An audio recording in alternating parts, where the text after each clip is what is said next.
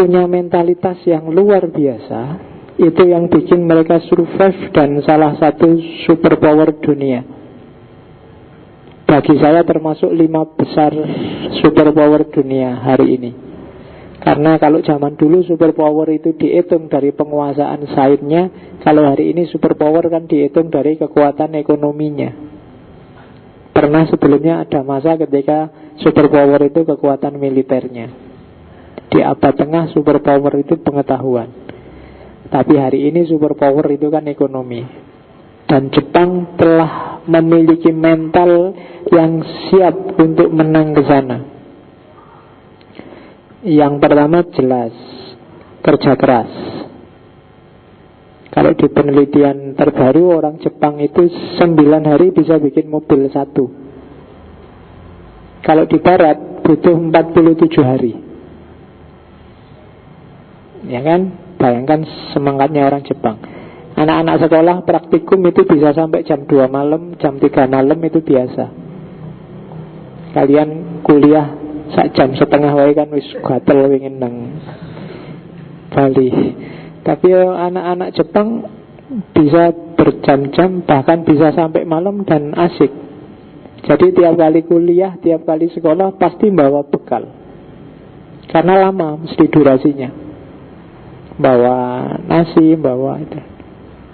Dan kenapa kok nggak bawa uang aja Pak beli? Nggak, mereka juga punya tradisi lain hidup hemat.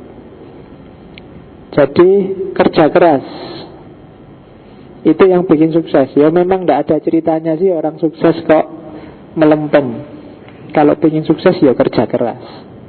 Itu logikanya. Cuma orang Indonesia kan memang yang nomor 1 bukan logika, intuisi.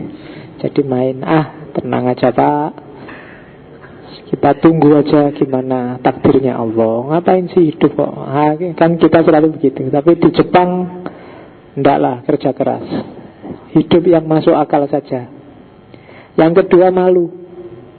Mungkin masih ingat cerita Harakiri. Jadi kalau gagal ya mereka akan sangat malu. Dalam banyak hal mereka malu. Kalau hari ini malu itu implementasinya, misalnya kalau ada menteri gagal, di kementeriannya ada kasus besar, mereka akan sangat malu dan cepat-cepat mengundurkan diri. Kalau di kita kan begitu gagal kan cepat-cepat cari alasan, cari kambing hitam. Tidak ada yang bilang mohon maaf yang salah saya, dan berarti saya nggak mampu, maka saat ini juga saya mundur. Karena mereka punya malu. Kita tidak terlalu punya malu. Jadi itu salah satu tradisinya orang Jepang. Yang ketiga hemat. Kayak tadi tak ceritain, yang mottainai tadi, bagaimana mereka tidak boros. Meskipun mungkin mereka punya uang banyak, tapi hidupnya punya resources banyak, tapi tetap mengedepankan cara hidup yang tidak loyal, tidak royal. Kemudian yang keempat, loyalitas. Loyalitas ini kesetiaan. Dan ini dirintis ya sejak awal zaman dinasti, zaman kerajaan-kerajaan ini kan dikenal loyalnya luar biasa. Shogun, kemudian samurai itu kan terkenal royal. Dia tidak peduli apakah tuannya ini jahat apa sabar apa gimana, pokoknya begitu dia jadi anak buahnya ya dia akan loyal 100%. Orang Jepang itu jarang yang pindah-pindah kerjaan. Rata-rata sejak muda sampai tua ya ada di perusahaan itu terus. Karena mereka punya daya loyalitas yang tinggi. Kalau kita kan enggak, ada tawaran gaji lebih besar ya mesti pindah. Kalau Jepang enggak. Dan ini imbang dengan sikap atasannya. Majikannya, atasannya, dia punya prinsip yang terbaik, yang paling sip untuk karyawannya dan anak buahnya. Jadi orang Jepang enggak kayak di Indonesia. Kalau Indonesia kan teman itu banyak. Kalau di sana teman itu hanya ada 2 jenis, teman sekolah atau teman pekerjaan. Sama tetangga jarak 3-4 rumah mungkin sudah nggak kenal. Tapi yang dikenal teman sekolah, zaman sekolah atau teman di pekerjaan. Kalau jam-jam segini biasanya nongkrongnya di kafe-kafe, jadi nggak langsung pulang kalau malam. Main relasinya kalau malam gini, pulang dari kerja nongkrong bareng sambil minum sake, terus sambil ngobrol-ngobrol nyari relasi. Itu gaya Jepang. Dan nggak takut ditunggu oleh istrinya, nggak takut dimarahi, karena itu sudah tradisinya begitu. Ya, itu yang bikin mereka loyalitasnya luar biasa pada perusahaan. Perusahaan juga mikir dirinya, dia juga loyal pada perusahaan. Kalau di sini kan banyak yang perusahaan mikir bos-bosnya saja gimana dapat untung besar, dan karyawannya mikir gimana caranya gajinya naik. Jadi nggak nyambung. Oke, terus inovasi. Iyalah, hari ini kan mana ada produk yang berkualitas. Cina terkenal luar biasa, tapi kan orang lebih melihat kualitas ada pada Jepang. Kalau Cina kan cuma fotokopi. Inovasi ada pada Jepang. Pantang menyerah. Dan ini yang luar biasa yang saya tahu, budaya bacanya sangat tinggi. Jadi kalau orang nunggu bis, nunggu kereta, ada siswa nongkrong di taman, itu jangan dibayangkan, meskipun sana mungkin teknologinya luar biasa, yang dipegang bukan HP, gadget, dan WA. Ya, paling enggak ya koran, majalah, atau buku. Atau seandainya buka gadget ya membaca, bukan main sosial media. Itu yang saya tahu. Budaya bacanya sangat tinggi. Itu yang bikin mereka survive. Bandingkan sama kita. Mungkin kamu sudah lulus S1 aja, paling bukunya sak deret.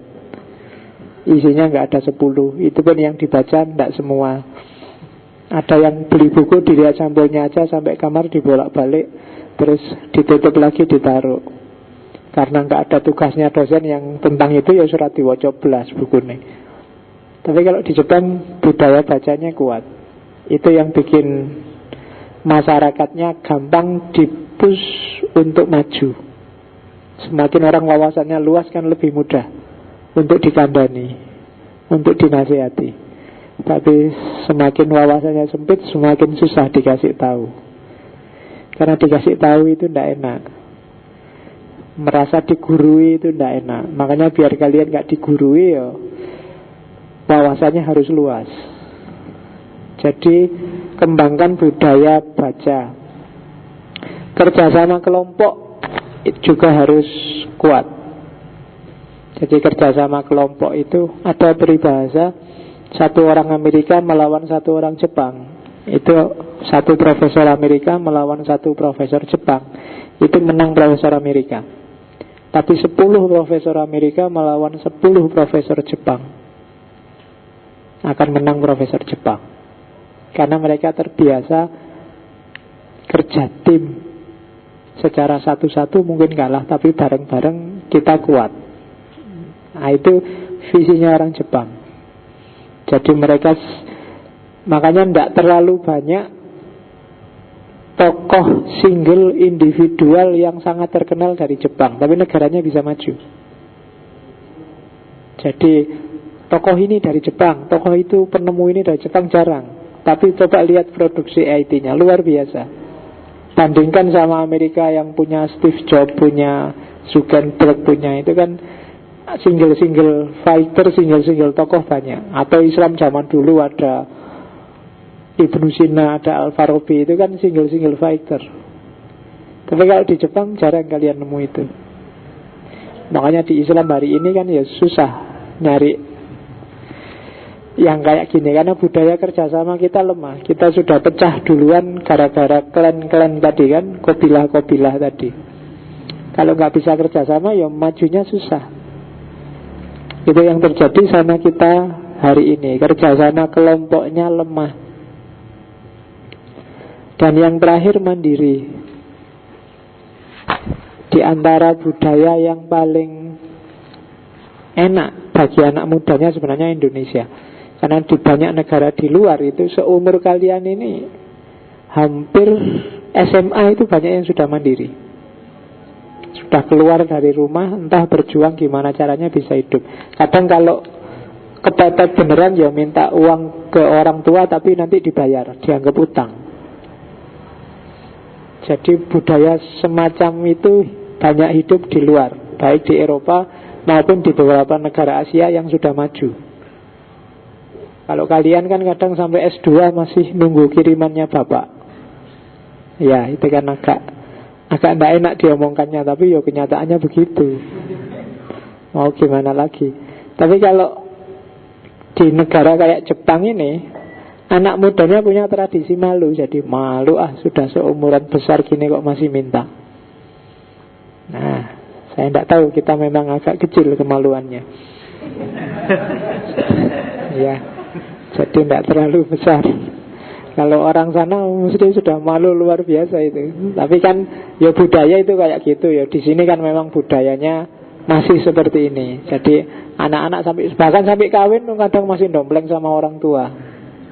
Jadi ada yang sudah punya anak juga masih gerombol di rumahnya orang tua. Itu kalau orang Jepang malu. Tapi orang Indonesia mangan orang mangan sing penting kumpul. Jadi ora apa-apa, sing penting iso guyu bareng-bareng wis aman. Kan gitu. Tapi kalau di luar enggak. Kamu pergi jauh-jauh enggak apa-apa, asal mandiri. Kamu keluar negeri sendiri mungkin mikir, nanti di sana nggak bisa ngomongnya, nanti di sana itu. Kita kan lemah di sisi itu, di sisi mentalitas untuk mandiri. Di level itu sebenarnya kalian kalah sama para TKW sama para TKI. TKI ini nggak mikir bahasa Inggris, bahasa Arab perang ngerti, yang penting mangkat. Dan di sana tanding mereka. Di sisi itu kalian kalah mental tetap. Kalian ada bule aja mau nyedai males, khawatir diajak ngomong Inggris. Ya kan, kalau ada turis itu kan, tidak usah ketemu turis. Jadi tidak mandiri kita. Kuliah tidak mandiri, sampai kawin tidak mandiri, sampai punya anak tidak mandiri.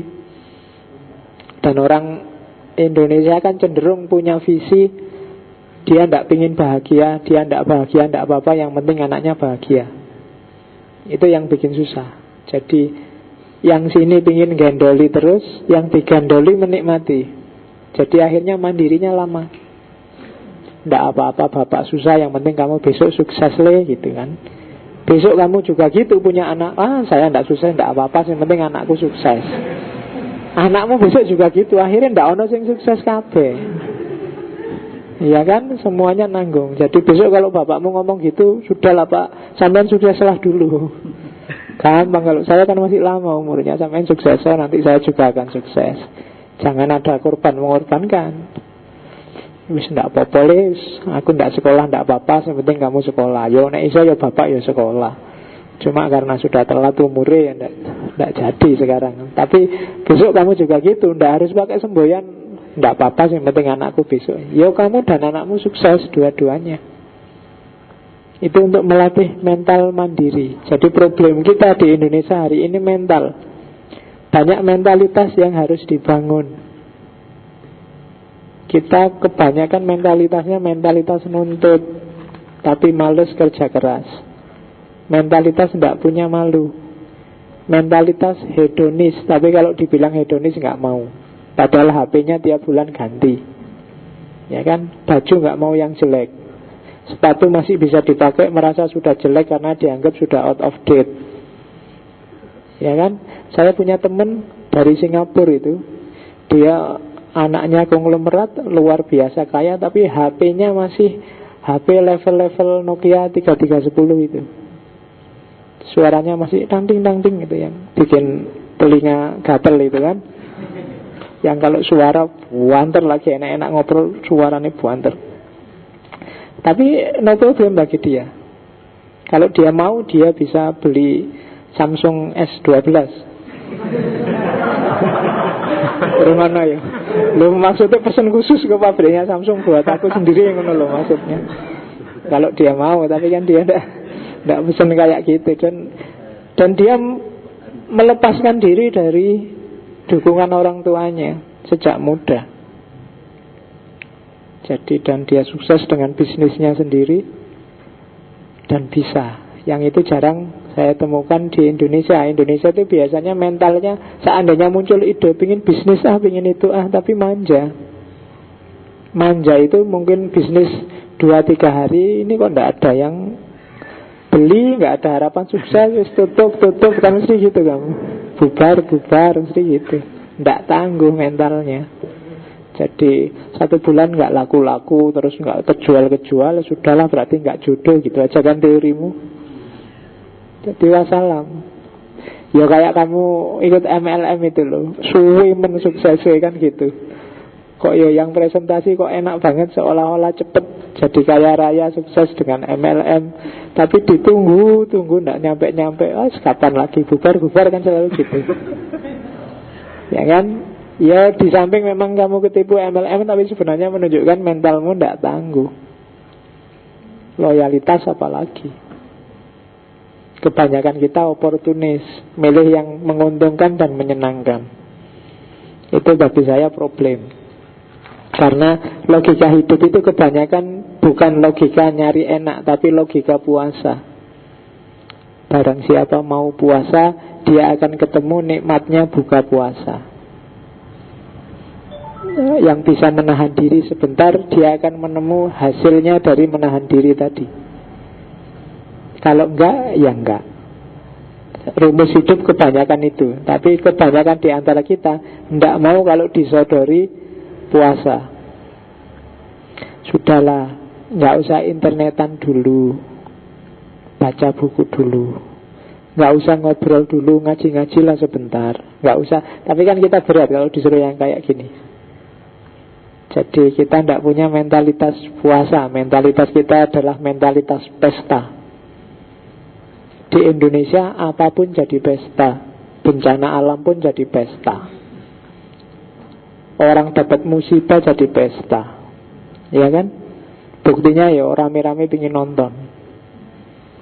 Saya pernah rame-rame hanya pingin nonton Luntur Lapindo. Itu 2 bis besar. Loh iya kan, luar biasa orang Indonesia itu. Orang dapat bencana kok malah ditonton. Kan jadi pesta. Iya, itu penyakit kita selanjutnya. Jadi mentalitasnya mentalitas pesta, bukan mentalitas puasa. Dari yang kayak gini susah untuk berkreasi inovasi. Untuk inovasi harus ada puasanya. Dan orang yang mentalitas pesta itu pasti gaya hidupnya konsumtif, tidak produktif. Hanya bisa mengkonsumsi. Dan jangan kaget, konsumen itu disetir oleh produsen. Produsen pingin apa, dia yang nyetir kamu. Produsen sepatu akan nyetir kamu, ini loh sepatu paling out of date. Sepatu paling up to date. Out of date ngomongnya lo ngantuk ya. Jadi dan pantang menyerah, tidak gampang ngelukro. Apalagi yang budaya baca ini. Bacalah semuanya, jangan tanggung-tanggung. Hari ini orang milih-milih kalau baca. Yang garis keras, yang dibaca yang keras-keras, yang lain dianggap liberal dan gak mau baca yang liberal. Yang liberal juga gitu, dianggap pokoknya sing fundamentalis itu ndak mutu. Dan dia ndak mau baca buku-buku kayak gitu. Terus yang pro PKI baca buku-buku yang pro PKI saja, yang anti PKI dibaca yang anti PKI saja. Menganggap semua wacana yang beda dengan dirinya itu salah. Jadi semakin miskin bacaanmu, semakin gak mungkin kamu inovatif. Semakin kamu gak inovatif ya semakin kamu jadi konsumen. Dan masyarakat konsumen adalah masyarakat yang disetir oleh para produsen, para pemilik modal. Dan kalau sudah kamu tidak mandiri ya tidak akan bisa kerja kelompok. Wong kamu sendiri tergantung. Dan ini sebenarnya mentalitas yang sangat kita butuhkan, yang sudah dikembangkan duluan oleh orang Jepang, bahkan sejak era pra-modern, sekitar abad 16, 15, 14, seperti tahun-tahun yang tadi disebut sebelumnya. Jadi nanti kita lihat minggu depan tradisi spiritualnya Jepang, Zen Buddhism. Kemudian satu lagi tradisi pantang menyerahnya Jepang, sistem etikanya yang nanti disebut Bushido, yang dimiliki oleh para samurai. Syukur-syukur bisa sedikit nyinggung tentang ninja dan Naruto. Oh iya kan, itu sebenarnya nyambungnya ke situ nanti. Iya, andalanmu kan Sasuke. Oke, saya kira itu. Ada yang mau tanya Kak? Kemarin ada yang tanya. Tidak ada ya. Alhamdulillah, saya tidak tahu di Facebook ada yang tanya apa enggak. Sudah lama tidak nonton Facebook, apalagi sejak Jenderal Sudirman Facebooknya ganti. Jadi saya tidak tahu sekarang rame apa enggak di Facebook, belum saya cek. Peradabannya kan sekarang ganti, Facebook tidak terlalu laku, yang rame sekarang WA. Yang bikin capek saya karena saya harus menghapusi postingan di WA kan, sehari itu bisa ratusan. HP ku kan masih HP lama, jadi isinya terlalu banyak, puyeng sendiri HP-nya. Iya. Kalau ada berita panjang orang bikin cerita itu alamat wis. Mesti hang, jadi harus di restart lagi. Makanya yang ngirim WA ke saya nggak usah panjang-panjang, singkat-singkat aja. Ya wis, misalnya, tak datang apa enggak, nggak usah dikasih prolog panjang-panjang. Tak mengingat malam ini ada macam-macam, alamat itu wis. Ya, jadi HP lama kan gitu. Karena itu tadi mandiri, tapi hidup hemat ya, puasa untuk menutupi bahwa sebenarnya janjinya ya males. Oke, ketemu lagi minggu depan dengan Zen Buddhisme. Saya akhiri sekian. Kalau nggak ada yang tanya, wallahul muwaffiq wal afu minkum wallahu a'lam bissawab. Wassalamualaikum warahmatullahi wabarakatuh.